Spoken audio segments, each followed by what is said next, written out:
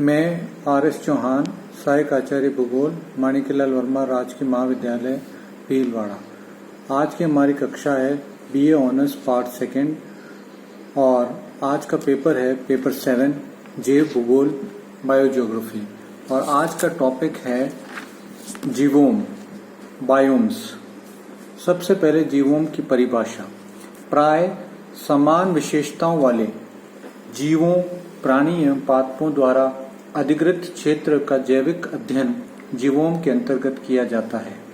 सामान्य रूप से जीवोम में उस संपूर्ण क्षेत्र के पादपों व प्राणियों को सम्मिलित किया जाता है जहाँ सामान्यतः जैविक समानता पाई जाती है।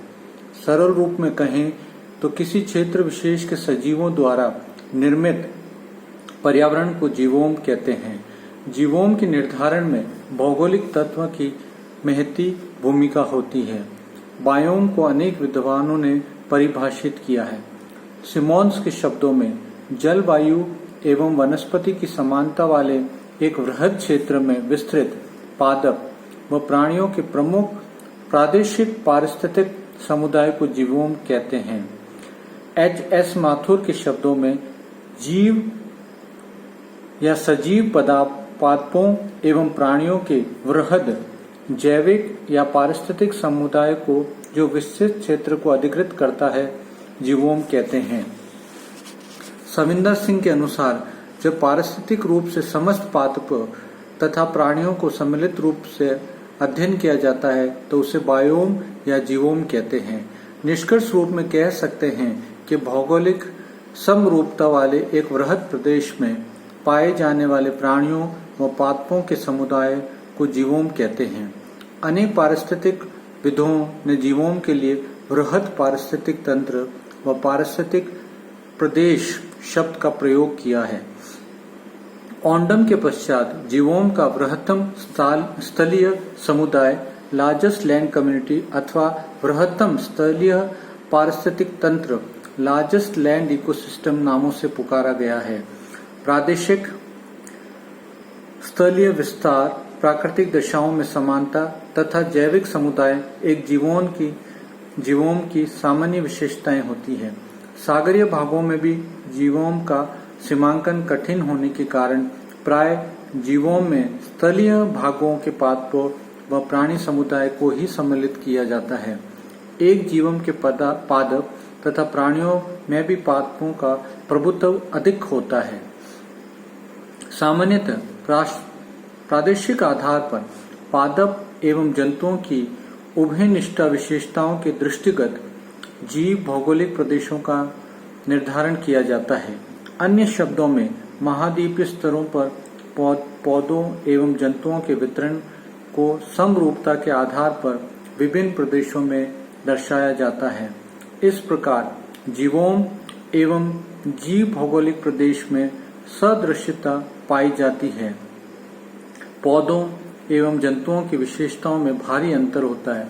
अंत जीव भौगोलिक प्रदेश को वनस्पति प्रदेश व जंतु प्रदेश में विभाजित किया जाता है। जीवों या जीवोम के प्रकार, टाइप ऑफ बायोम्स। विश्व में विभिन्न प्रकार के जीवों के वितरण को नियंत्रित करने वाले प्रमुख कारक जलवायु है।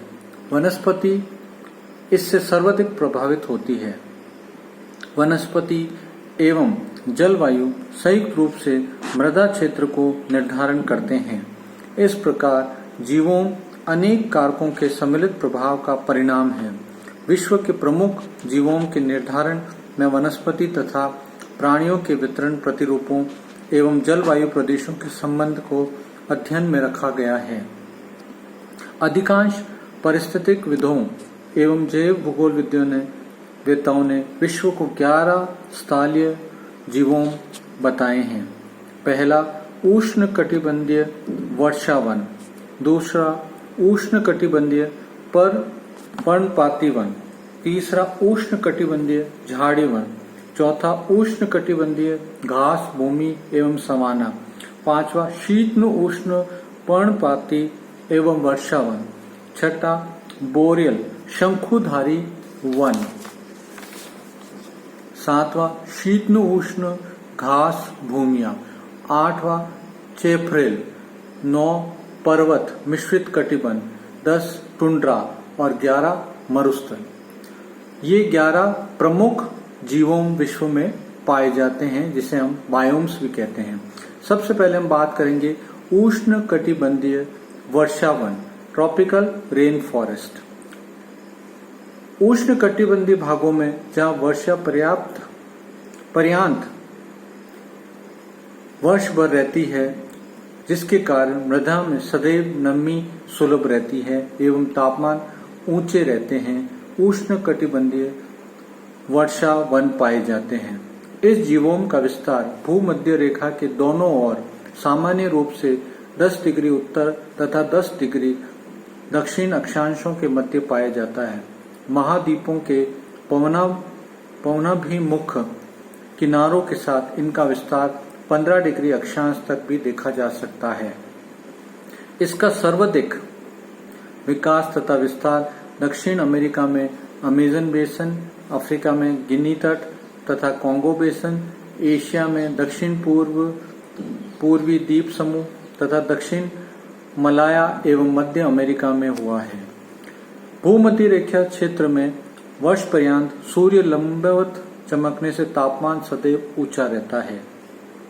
दिन व रात की अवधि में कोई विशेष अंतर नहीं होता है। भूपृष्ठ पर सूर्य ताप की सर्वाधिक मात्रा यहीं प्राप्त होती है।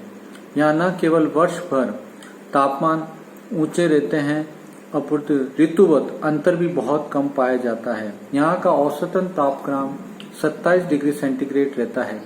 वार्षिक तापांतरण स्थल पर भी 3 डिग्री सेंटीग्रेड तथा समुद्रों पर 1 डिग्री सेंटीग्रेड से भी कम रहता है। अधिकांश क्षेत्रों में वर्षा का वार्षिक औसतन 200 सेंटीमीटर से अधिक है। वर्ष पर्यंत भारी वर्षा के कारण शुष्क ऋतु का अभाव रहता है। सर्वाधिक वर्षा अमेजन बेसन में होती है, जहां कहीं कहीं 300 से 500 सेंटीमीटर तक होती है। वर्ष भर आर्द्रता 80% से अधिक रहती है। उच्च भूमियों द्वारा घिरे होने के कारण कॉन्गो बेसन में अपेक्षाकृत कम वर्षा होती है। यहाँ की प्राकृतिक वनस्पति अनुकूल जलवायु दशाओं के कारण बहुत सघन होती है। पादपों की वृद्धि कभी रुकती नहीं है। वर्षा के किसी एक समय में समस्त पादपों की पत्तियां नहीं झड़ने के कारण पेड़ पौधे सदैव हरे रहते हैं। इसलिए इस बायोम के वनों को सदाबहार वन या एवरग्रीन फॉरेस्ट भी कहते हैं। वनस्पति में कठोर लकड़ी वाले वृक्षों की प्रभुत्ता होती है। वृक्षों की विविधता का अनुमान इससे लगाया जा सकता है कि ब्राजील में स्थित सघन वनों में 2 वर्ग किलोमीटर क्षेत्र में 300 से अधिक जाति के वृक्ष मिलते हैं। वनों में ऊंचाई के अनुसार पादपों के 3 स्तर पाए जाते हैं। अंत इन्हें बहुमंजिला वन, मल्टी स्टोरी फॉरेस्ट भी कहते हैं। छितराए हुए विशाल एवं सर्वाधिक ऊंचे वृक्षों में सबसे ऊंची परत 45 से 50 मीटर बनती है। द्वितीय परत 25 से 35 मीटर वाले वृक्षों की होती है, जो परस्पर सटे होते हैं। इस निम्न परत में जहां कहीं भी खाली स्थान होते हैं, छोटे वृक्ष तथा झाड़ उसे ढके हुए तीसरी परत या निम्नतम व्यतनान बनाते हैं। इस प्रकार विभिन्न स्तर के वृक्षों के छत्रों से मिलकर संपूर्ण वन क्षेत्र ढक जाता है। इस वातावरण को भेद कर सूर्य प्रकाश भी सीधे धरातल तक नहीं पहुंच पाता है। अंत वहां अंधेरा छाया रहता है। पादपों में सूर्य प्रकाश की प्राप्ति के लिए होड़ लगी रहती है। वन वितरण की निरंतरता मात्र नदी, घाटियां या मानव आदिवासियों द्वारा भंग होती है। अमेजन बेसन के सघन वनों को सेल्वा या सेल्वास भी कहते हैं। वृक्षों के बाद वनों की द्वितीय प्रमुख सदस्य आरोही लताएं हैं। सूर्य प्रकाश की प्राप्ति के लिए संघर्ष कर लताएं वृक्ष के सर्वोच्च वितान तक पहुंच जाती है तथा एक वृक्ष दूसरे तक फैल जाती है। निचले स्तर की लताएं वनों के निम्नतम स्तर में रहती हैं, जबकि लंबी लताएं उच्च स्तरों में प्रविष्ट हो जाती हैं। उष्ण कटिबंधीय वर्ष वनों के तीसरे प्रमुख सदस्य आदि पादप एपिपिटिस है जो वृक्षों की शाखाओं तथा टहनियों को पर उगकर वृद्धि करते हैं। इनकी स्थिति वन के प्रत्येक स्तर में पाई जाती है। वृहदाकार आदि पादों में अनेक प्रकार के फर्न तथा पुष्प झाड़ियां एवं लघु आकार वाले आदि पादपों में मोस, लाइकॉन व शैवल सम्मिलित है। प्रतिकूल दशाओं के कारण भूतल पर वनस्पति का लगभग अभाव रहता है। रबर, जंगली केला व कोको इस जीवों के विशिष्ट वृक्ष है। मोहगनी, आबूनास, आयरनवुड, रोजवुड, ताड़, ब्राजील नट, गट पार्चा, सिनकोना, बेल, चंदन, बांस आदि प्रमुख वृक्ष हैं। निम्न डेल्टाई भागों में मैंग्रोव वन पाए जाते हैं। उष्णकटिबंधीय वर्षा वनों में पादपों की 1 लाख से अधिक जातियां पाई जाती है। अकेले इंडो मलेशिया में 45,000 तथा ब्राजील में 40,000 पादप जातियां इस जीवम को की पादप विविधता दर्शाती है। जंतु जगत इस जीवों में बड़ी संख्या में विविध जातियों के जंतु निवास करते हैं। अनुकूल जलवायु दशाओं के कारण वर्ष पर्यंत पादपों के फलने फूलने में जंतुओं के लिए आहार की आपूर्ति बनी रहती है। वनों के विभिन्न लंबवत स्तर प्राणियों को रुचि के अनुसार आवास तथा आहार उपलब्ध कराते हैं। वर्ष भर जलवायु दशाएं समान रहने तथा मानव हस्तक्षेप न्यूनतम होने के कारण जंतुओं का प्रवास के लिए भी विवश नहीं होना पड़ता है। वृक्षों के समान ही यहाँ के प्राणी समुदाय में भी विभिन्न स्तर पाए जाते हैं। अधिकांश जंतु वृक्षवासी है जिनमें वृक्षों पर चढ़ने व रहने की अनुकूलन विकसित हो गया है। कुछ प्राणी या प्राणियों में एक वृक्ष से दूसरे वृक्ष पर लंबी छलांग लगाने के कारण हवा में तैरने के गुण विकसित हो गए। अत्यधिक घने वनों से गुजरने के लिए धरातल पर बड़े आकार के ताकतवर जंतु पाए जाते हैं। वृक्षों के उस स्तर पर पक्षियों व कीटों का प्रभुत्व होता है। यहाँ पे विभिन्न प्रकार के जंतु निवास करते हैं जिसमें बंदर, लंगूर, चिंपांजी, गोरिल्ला, स्लॉथ, चींटीखोर, गिलहरी, मेंढक, सर्प आदि प्रमुख है। बड़े जंतुओं में अफ्रीकी हाथी, जंगली भैंसा, तेंदुआ, चीता, हिरण आदि सम्मिलित हैं। धरातल पर पत्तियों व फलों के ढेर पर अनेक प्रकार के छोटे जीव पाए जाते हैं। पक्षियों में यहाँ पे सर्वाधिक विविधता पाई जाती है।